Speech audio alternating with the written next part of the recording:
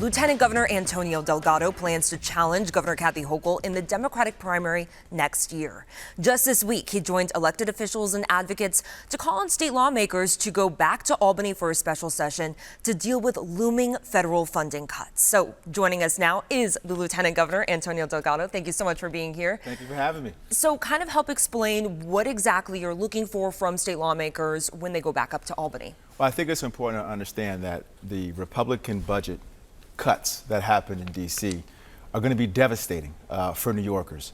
Million and a half folks are going to lose health insurance. SNAP recipients are also going to be impacted. Hospitals are going to close. We're talking a budget shortfall here in New York of upwards of billions of dollars, some projections in the outer years of $10 billion every year. That is a devastating outcome, not to mention the increased spending that is going to be poured into ICE. So we're going to see more and more ICE raids here in New York. Now, before this bill passed, we had a lot of elected officials saying, call your congressman. This is going to be devastating. This is going to be horrifying. So basically telling New Yorkers, do something to stop this. But then once the bill passed, we don't see that same action from the governor. If I was the governor, I would call for a special session. I would make sure that we brought the body back to Albany and we pass legislation that would raise revenue, tax the ultra wealthy, tax big corporations, and begin to plug the economic hole. Can we fill the whole gap? No, we cannot fill the whole gap. But does that mean we shouldn't try to mitigate the economic harm that is going to be brought upon so many New Yorkers once this budget goes into effect? We certainly should step up and do more. So let's talk about your campaign. Why exactly are you running? We need leadership that's willing to actually put people first. What I've seen here in New York, and I think it's the reason why we saw the state move from left to right, the biggest swing from left to right in the country, is because despite being a blue state, despite talking about being for working people, despite saying we want to lift up the everyday worker, all the trend lines, all of our policies seem to reinforce economic inequality. Why aren't we really tackling affordable housing in a meaningful way? That doesn't just mean giving tax credits to developers. It actually means building state capacity to support New Yorkers, meaning a statewide rental assistance program. 7 out of 10 New Yorkers right now qualify for federal HUD assistance. What's the state doing to provide that assistance? A $50 million pilot program, which the governor was forced to do by the state legislature. Healthcare. Who's talking about universal health care here in New York? I don't hear the government talking about that. What about childcare, universal childcare, or a higher minimum wage? These are the kind of bold initiatives that we in New York have to be able to speak to and deliver for New Yorkers if we want to assure them that we actually care about everyday folk.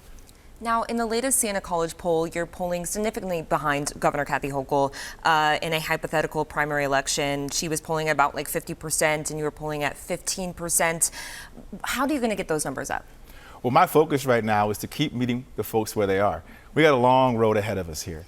And it's important to understand that what I'm excited about is getting out all across the state as I have been, talking about the issues that I know are a clear contrast with the governors. At the end of the day, the people will have to make the choice, but it's important to understand that there is a real choice, that there is a real difference and a real contrast in the approach. For example, I don't take corporate PAC money. I center my campaign around grassroots organizations and support. I'm not here to reinforce corporate power. I'm here to reassert people power. That is a real contrast that over time I think will speak volumes. You had a pretty public falling out with the governor. Can you explain more about what led to this falling out? A lot of aspects led to this, unfortunate, situation.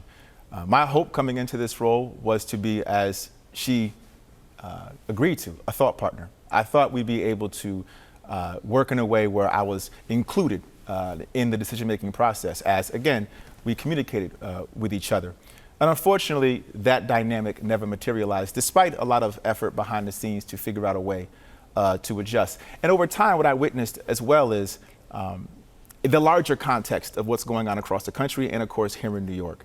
And the manner in which, particularly after the 2024 election, the state is falling behind.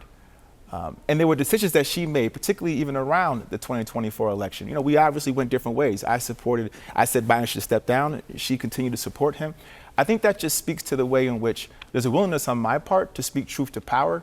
There's a willingness on my part to think outside of the party machinery and to put the impact on the people first.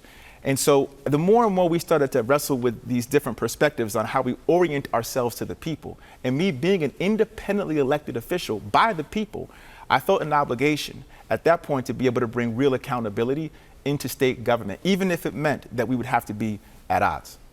It's my understanding, though, that since this public falling out, the governor has stripped you of your executive email account, taken away your cell phone, reduced your staff to 1 employee, and has blocked you from using an office that's closer to your home. Has that made it harder to do your job? Of course, it's made it harder to do my job. And I think it also speaks to the power dynamics that I'm alluding to that unfolded in the 2024 race, and how a lot of elected officials, be they Democrat or Republican, often view their power provided to them by the people in an official capacity as a tool to exact political retribution.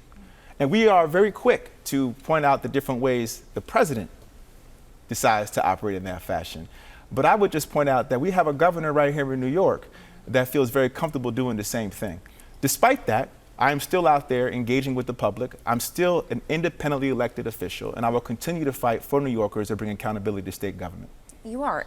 But according to a deep dive by Politico just recently released this week, you had 91 pre-announced public appearances last year before this public falling out. And when Hochul was lieutenant governor, she would hold more than 400 per year. And that number this year seems to be even less for you. Why is that number so low? So here's the thing that I would say. Before I said that Biden should step down, the governor was asked about a week before that how I was doing. And her response was, doing a phenomenal job.